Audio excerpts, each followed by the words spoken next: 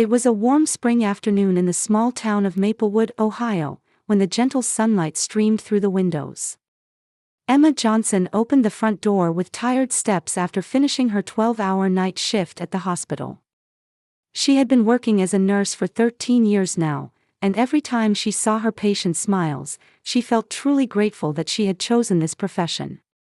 "Emma, welcome home." Her mother Helen appeared from the kitchen. Mom had seemed to age rapidly after losing her husband 3 years ago, but lately she had been adjusting to life in the new house and was gradually regaining her former brightness. With her silver hair neatly arranged and wearing her usual floral apron, she was the very picture of comfort for Emma. "How are you feeling today, Mom?" Emma placed her hand on her mother's shoulder. "Very well. Lisa made lunch with Sophia. I saved some for you, shall I warm it up?" From the living room came the laughter of her 6-year-old niece Sophia. She was watching TV with her mother Lisa while hugging her favorite stuffed animal.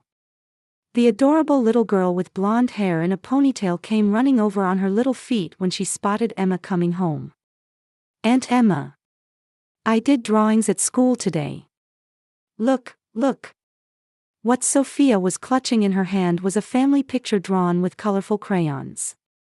In front of a big yellow house, 5 people were drawn holding hands. Emma felt her chest warm as she took the drawing. "Wow, this is really good. Is this our family?" "Yes. This is Aunt Emma, this is Grandma, this is Mommy, this is me, and this is Daddy." Lisa stood up and smiled. With her brown hair curled at shoulder length and a gentle expression, she was a kind woman who always put her family first. "Hasn't David come home yet?" Emma asked. "He should be here soon. He called to say a big contract was finalized today. I'm sure he'll come home in a great mood." David Harrison worked for a local construction company. He was a tall man with neatly groomed black hair and a friendly smile that left a strong impression. He had known Lisa for 8 years and had been married to her for 7. From Emma's perspective, her brother-in-law was an ideal husband and father. Every time she saw how gentle he was with his family, how much he truly loved Sophia, and how he cherished Lisa, Emma felt happy that her sister had married such a good man. This house was one that Emma had purchased last fall. After their father died, they had to sell the old family home, and there was a possibility that the family would be scattered. However, since Emma had a stable income as a nurse, she decided to take out a mortgage and buy a new 4-bedroom house. It was spacious enough for everyone to have their own room, and they could even create a small vegetable garden in the backyard. "Emma, thank you so much," Lisa would say from time to time. "If it weren't for you, I don't know where we'd be living now." For Emma, nothing was more important than having her family together. Their father's death had been a huge blow to the entire family, but being able to live under the same roof and support each other gave her deep satisfaction. The sound of the front door opening echoed, followed by David's voice. "I'm home. Everyone, I have wonderful news." Sophia ran toward her father, and David lifted his daughter high and spun her around. A look of relief crossed Lisa's face, and Helen smiled happily too. "What's the news?" Emma asked. "The big contract with Miller Construction went through. This definitely ensures we'll meet this year's sales target." David beamed as he kissed Lisa's cheek. "Let's go out to dinner tonight. Let's celebrate as a family." That evening, Can you imagine making $10,000 a month just from YouTube, all from home? That's exactly what I did with Reddit Stories. No face, no voice. Check a link in the description if you're curious. the 5 of them enjoyed a wonderful time at a small Italian restaurant in town. As Emma watched her family's smiles, she was once again convinced that her decision had been the right one. The work was challenging, but for her beloved family, no effort was too great. Family was her most precious treasure. About 6 months after life in the new house began, the Johnson-Harrison household had settled into a comfortable rhythm. Emma worked 4 night shifts a week, spending her days either resting her tired body or spending time with her family. The work at the hospital was never easy, but the words of gratitude from patients and the presence of family waiting for her when she came home were her greatest sources of support. On a Tuesday evening, Emma was using the short time before her night shift to help Sophia with her homework. The 6-year-old was struggling with arithmetic, frowning as she wrestled with the numbers. "Sophia, take your time. What's 3 plus 4? 7. That's right, you did it perfectly." Emma gently stroked Sophia's head. Just then, David came home from work. He had been doing well with his sales recently, and his position at the company was stable. He looked sharp in his suit and always greeted his family with a bright smile. "Sophia, are you finished with your homework?" David sat next to his daughter and peered at the arithmetic worksheet. "Daddy, Aunt Emma helped me." "Emma, thank you as always. Having you here really helps us." David looked at Emma with gratitude. "I'm sorry that you have to take care of Sophia when you're tired from work." "Not at all. Sophia is my precious niece. Besides, I enjoy teaching her." From the kitchen came the sounds of Lisa and Helen preparing dinner. The two shared the cooking duties and prepared warm meals for the family every day. Lisa had experience working in a restaurant before marriage, so her home cooking was always delicious, while Helen specialized in traditional home-style cooking.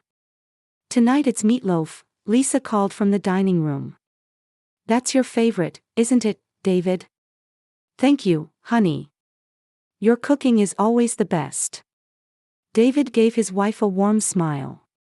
As Emma prepared for work, she gazed at this peaceful domestic scene.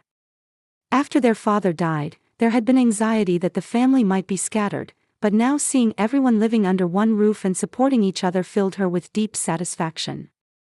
Going out together as a family on weekends had become routine. One Saturday afternoon, they headed to the shopping mall in the town center. Sophia got some new clothes, and Helen watched happily as her granddaughter tried them on. "Emma, you should buy something too," Lisa pulled her sister's arm. "You're always thinking about the family first and putting yourself last, aren't you?" "I'm fine. I have everything I need. But it's important to treat yourself sometimes too," David chimed in. "Emma works so hard for the family. It wouldn't hurt to splurge a little, would it?" In the end, Emma was persuaded by her family and bought a blue cardigan she had been admiring. It wasn't particularly expensive, but she felt a small happiness in buying something for herself for the first time in a while. On the way home, David made a suggestion to the family while driving. "Next month, my company is having a barbecue party. Families are invited too. Would everyone like to participate?" "That sounds lovely," Lisa answered happily. "What do you think, Helen?" "Of course I'd like to participate. I'd love to meet David's colleagues." Emma agreed as well. She had met David's co-workers several times before, and they all spoke highly of him, unanimously saying he was a good, family-oriented person. That night, when the whole family was gathered in the living room watching TV, David suddenly stood up. "Wait here for a moment." He went back to his room and returned a few minutes later with a small box in his hand. "What's this?" Lisa asked curiously. "It's a token of my appreciation for you." David handed the box to Lisa. Inside was a beautiful pendant. "I've been so busy with work lately that I haven't been able to spend time with you." Tears welled up in Lisa's eyes. "Thank you, David. But you didn't need to buy something so expensive. You're my precious wife. And you're also Sophia's wonderful mother. This is only natural." Watching this scene, Emma was once again reminded of what a truly good marriage her sister had made. David was an exemplary person as a husband, as a father, and as a son-in-law. Another evening, when Emma returned from her night shift, she found David in the living room reading a book to Sophia. His daughter was sleepy on his lap, and David continued the story in a gentle voice. "I like Daddy's voice," Sophia murmured sleepily. "I love Sophia very much too," David answered, stroking his daughter's hair. Emma quietly headed to her room so as not to disturb this heartwarming scene. As she climbed the stairs, she murmured to herself, "It was really good that I bought this house. Seeing the family living happily like this makes even the burden of the mortgage bearable." Time passed peacefully, and the seasons changed from summer to fall. Sophia had gotten used to life at elementary school and made new friends. Helen started volunteer work at the neighborhood church and seemed to have found a purpose in life. Lisa began attending painting classes that she had been interested in for a long time, during breaks from housework. David continued to succeed at work, providing the family with a stable life. And Emma herself was living fulfilling days. She had been promoted to a responsible position at the hospital and had earned the deep trust of her colleagues. Most importantly, being able to see her beloved family living happily every day was her greatest joy. One autumn night, during a break from her night shift, Emma was looking out the window and thinking, if their father were alive, he would surely be happy to see this happy family.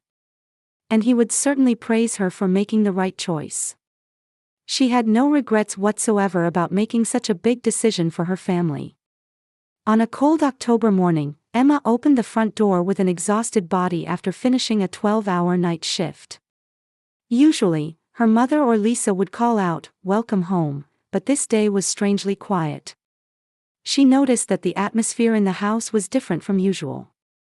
There was something heavy and tense in the air. Emma called out as she took off her shoes. "I'm home. Where is everyone?" There was no answer. She could hear low voices from the living room, but it wasn't the usual bright family conversation. Emma felt uneasy as she slowly made her way toward the living room. When she entered the living room, Lisa and Helen were sitting on the sofa. Both had hard expressions and wouldn't even look at Emma.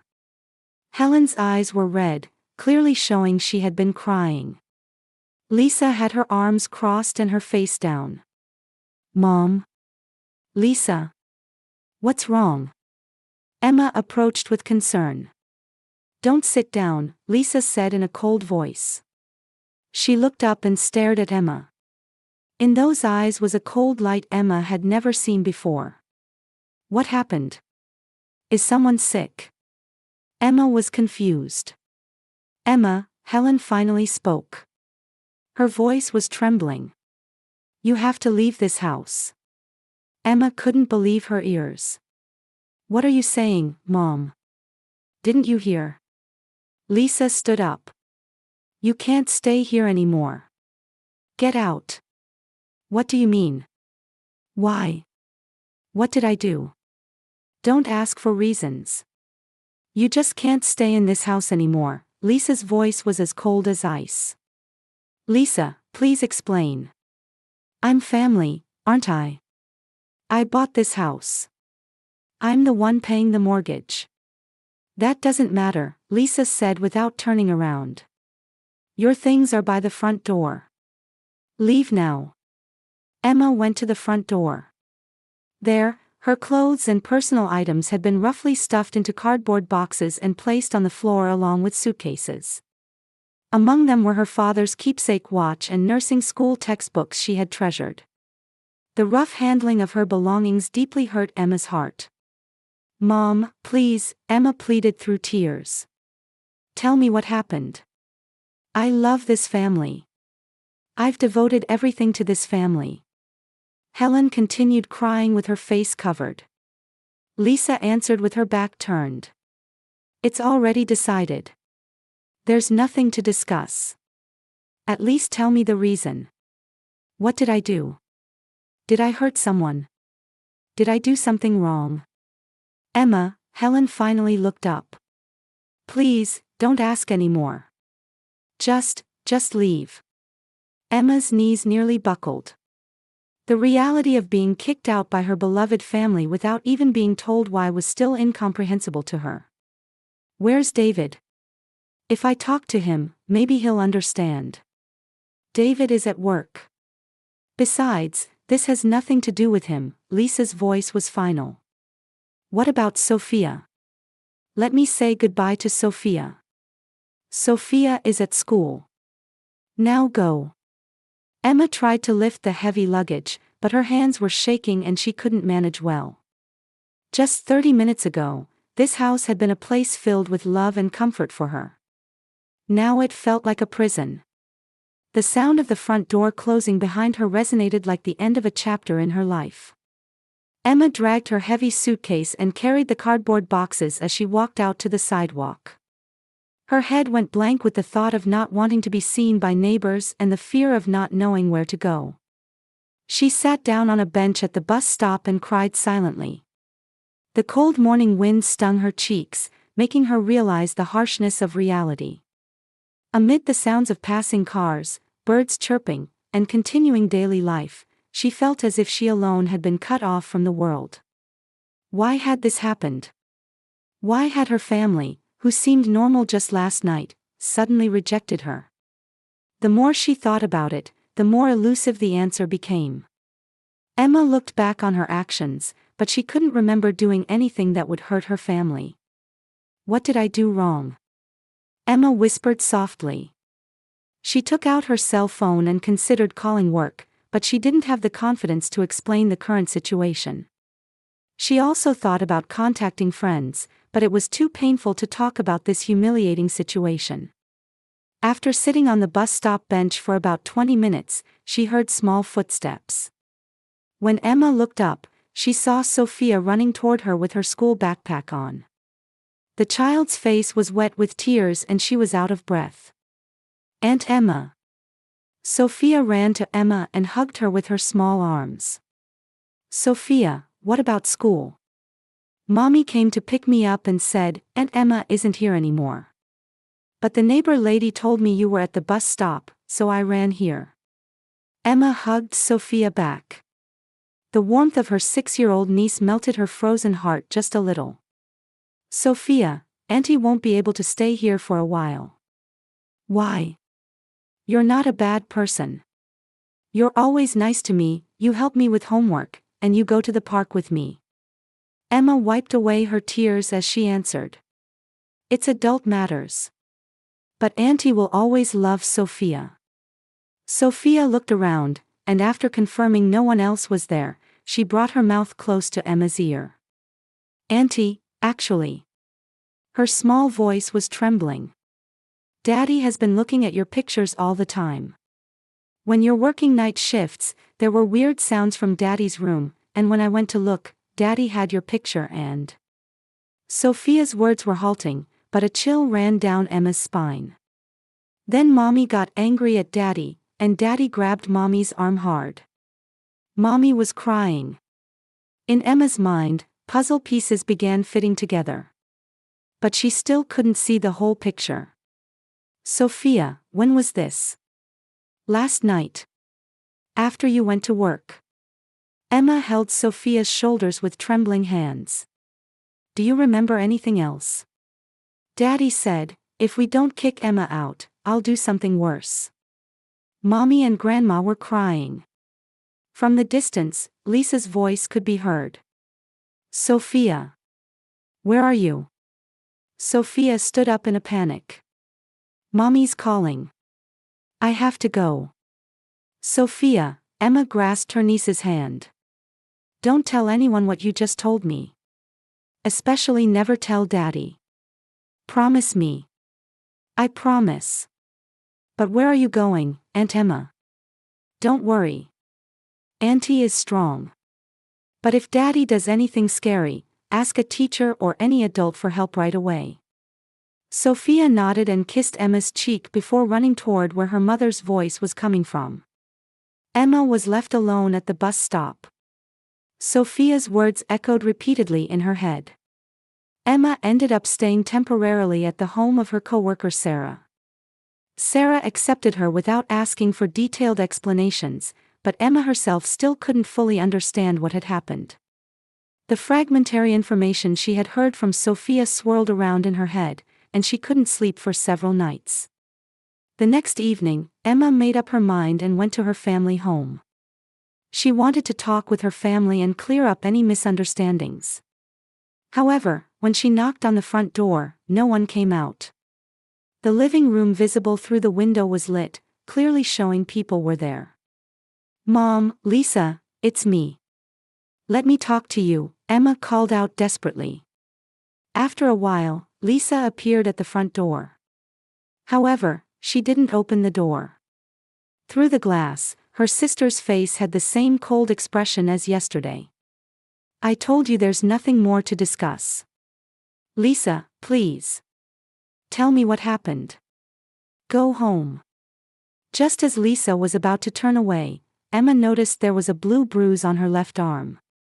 Around her wrist, visible from her sleeve, were marks that looked like someone had grabbed her forcefully. "Lisa, what happened to your arm?" Lisa hurriedly pulled her sleeve down to hide the bruise. "It's nothing. Did someone hurt you?" "That's none of your business," Lisa's voice was shaking. "Was it David?" Lisa's face turned pale. "No. I just fell." "Lisa, I'm a nurse. I can tell that's not from a fall. Just go home. Please." Lisa retreated inside, leaving Emma alone at the front door. However, she could see Helen's shadow through the window. Her mother was standing by the window, looking at Emma. There was deep sadness in those eyes. That night, Emma received a call on her cell phone. Looking at the number, it was from the house's landline. "Hello? Emma? It's me," Helen's small voice could be heard. "Mom. Come to church tomorrow morning for Massachusetts alone." The phone was hung up.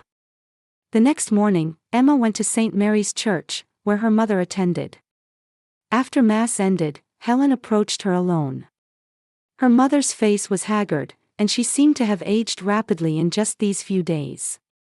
"Let's talk in the parking lot," Helen said, looking around. The two moved behind a car, and Helen handed Emma a small envelope with trembling hands. "Read this.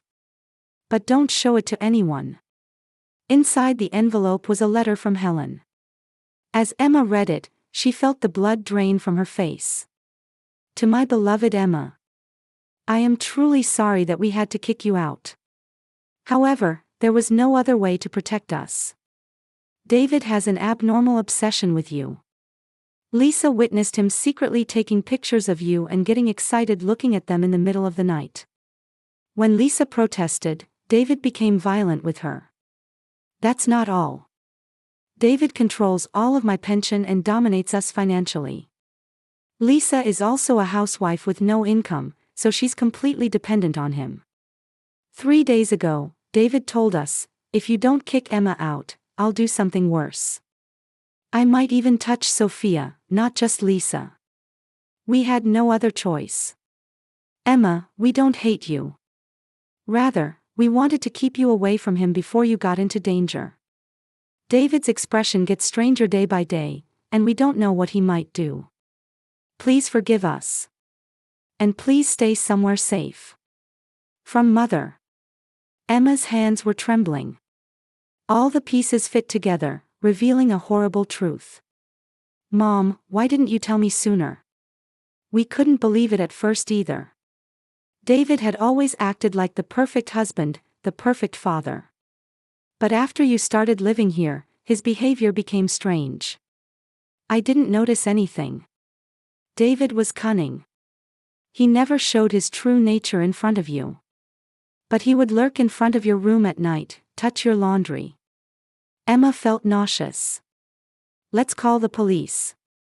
"No," Helen shook her head frantically. "David has connections with the police. Besides, there's no evidence.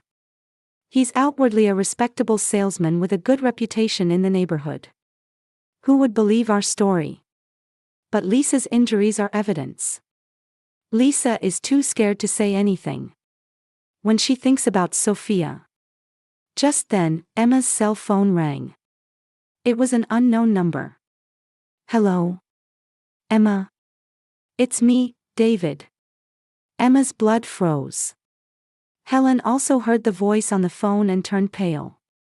"I know where you are. And I know who you're talking to." Emma looked around. There seemed to be no one else in the church parking lot, but was she being watched from somewhere? You're causing trouble for the family. If you just stay quiet, no one has to get hurt. You're sick. You should get treatment. David's laughter could be heard. Sick. I'm just in love with you. You must understand that deep down. We're destined to be together. I'm your sister-in-law. Having such feelings is abnormal. Abnormal. When you brought light into my life. The days without you were hell. But it's okay now. I've found a way to have you. What are you talking about? Tonight, I'm coming to see you. And I'll resolve everything. The phone was hung up. Helen was trembling with fear. Emma, run. Run far away right now. I can't run away and leave Mom, Lisa, and Sophia behind. But you're in danger. Emma made up her mind. Mom, tonight take Lisa and Sophia to a women's shelter. I'll arrange it. But when David comes home. It's okay. I have a plan. Emma called Margaret, a friend from work who was a social worker who handled many DV cases. When she explained the situation, Margaret immediately sprang into action. I'll have a car from the shelter waiting near the house at 8 tonight. We'll evacuate Lisa, Helen, and Sophia to a safe place. Emma explained the details and the plan to Helen. But Emma, what will you do? I'll go to the police and report everything. And I'll confront David. That's too dangerous. I won't run and hide anymore. If we don't solve this problem from the root, we'll be under his control forever. That evening, Emma visited the police station and filed a detailed complaint. The female detective in charge listened sympathetically and promised to begin an investigation immediately. For Emma's safety, she was also given an emergency alert device for protection. Everything was ready. Emma took a deep breath and headed toward the final battle to protect her beloved family. The plan that night was successful. Through Emma's arrangements, Lisa, Helen, and Sophia were safely evacuated to the women's shelter. When David came home, the house was empty. While he was frantically searching for Emma in a state of confusion, the police arrived and arrested him on charges of stalking and domestic violence. The threatening messages from David that remained on Lisa's smartphone and the audio recording of the threatening phone call that Emma had recorded became decisive evidence. Also, a large number of Emma's photos were found in David's room, revealing the fact of voyeurism. 3 months later, in a small apartment where warm spring sunlight streamed in, the Johnson family women had started a new life. The 2-bedroom apartment where Lisa, Helen, and Sophia lived was smaller compared to their previous large house, but there was true peace there. Emma rented a 1-bedroom apartment near them and saw them every day. On a Saturday afternoon, the 4 of them were making cookies together in Lisa's apartment kitchen. Aunt Emma, this cookie shape is weird, Sophia said with a laugh. It is weird, Emma laughed too. But it should taste good because it's made with love. Lisa was gradually regaining her former brightness. The divorce proceedings were going smoothly, and because there was abundant evidence of DV by David, custody of Sophia became completely hers. She had also started a part-time job at a local cafe, taking her first step toward economic independence. Emma, thank you so much, Lisa held her sister's hand. If it weren't for you, we'd still be living in that fear. Helen also had a peaceful expression. Her pension had been returned to her hands, and in the new apartment, she had formed friendships with neighboring elderly people. When we were in that big house it was luxurious, but now we're much happier, Helen said. The family can truly be together in the real sense. Sophia initially had trouble understanding her father's absence. However, in her childlike way, she sensed that the tension in the house was gone and became brighter and more energetic than before. She also met regularly with the school counselor and received emotional care. Mommy, can I go to the park with Aunt Emma next Sunday? Of course. But shall Grandma come with us too? Yes. Let's all four go together. Emma gazed out the window as she thought. That big house was eventually sold, and the mortgage was paid off completely. The fact that they lost the house was initially painful, but now she was convinced it had been the right choice. David remained in custody without bail, awaiting trial. According to the lawyer, he could expect a considerable sentence for charges including stalking, domestic violence, and threats. In the evening, when Emma was returning to her apartment, Sophia came running after her. "Aunt Emma, wait. What is it, Sophia?" "Well, I talked with Mommy and Grandma," Sophia said somewhat shyly. "This time we're a real family, aren't we?" Emma knelt down to match Sophia's eye level. "Yes. This time we're a real family. When Daddy was there, it was somehow scary, but now I feel very safe." Emma hugged Sophia. She was moved by how this little girl had sensed the complex adult circumstances and was still growing up strong. That night, Emma stood alone on her balcony, looking up at the starry sky. These past few months had been the most difficult period of her life, but at the same time, it was the period when she learned the most important things. Family isn't just about blood relations. It's about the bonds of respecting each other, supporting each other, and sometimes making difficult decisions to protect one another. And sometimes, to protect family, it's necessary to be physically separated. Emma took a deep breath, her chest filled with gratitude for her new life. Tomorrow and beyond, a new life walked together with her beloved family awaited. Having regained the true meaning of family bonds, the hope for the future shone bright.